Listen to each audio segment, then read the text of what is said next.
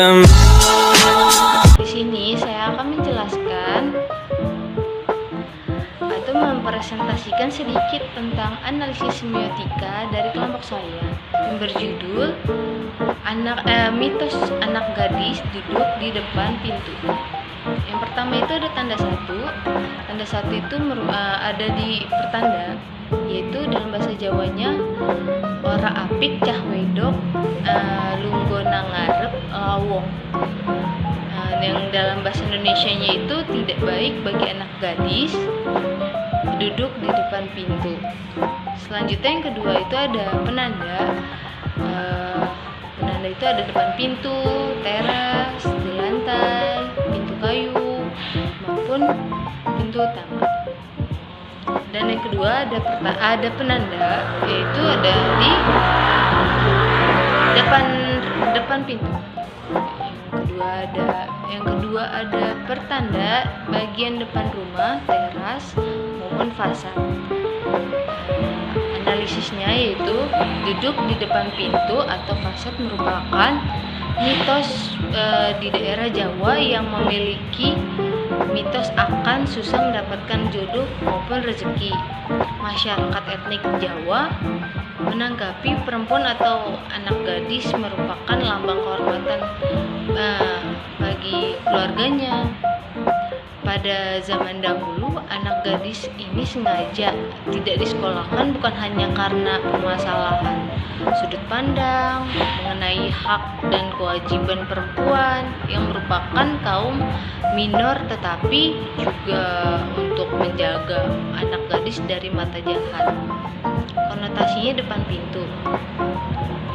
Mitos dari analisis anak gadis duduk depan pintu itu merupakan sebuah mitos penghalang untuk mendapatkan jodoh yang menekankan hambatan atau ujian dalam perjalanan mencari pasangan hidup. Posisi di depan pintu mencirikan sebagai penjaga batas antara individu dan potensi jodohnya. Mitos ini dapat menggambarkan bahwa mendapatkan jodoh tidak semudah melewati pintu dengan melibatkan pengalaman atau tahapan tertentu yang harus diatasi. Kemungkinan mitos ini merujuk pada proses selektif dan rumit dalam percintaan, di mana individu perlu melewati sejumlah ujian atau tantangan sebelum menemukan pasangan hidup yang diinginkan. Kesulitan yang dihadapi oleh anak gadis di depan pintu dapat mencerminkan nilai-nilai norma budaya dan harapan yang berperan dalam menentukan kesulitan mencari jodoh di suatu masyarakat. Dan yang terakhir ada mitos anak gadis yang duduk di depan pintu. Ini dapat mencerminkan beberapa nilai atau pesan seperti perlindungan atau keamanan, yaitu anak gadis yang duduk di depan pintu dapat dianggap sebagai penjaga atau pelindung rumah.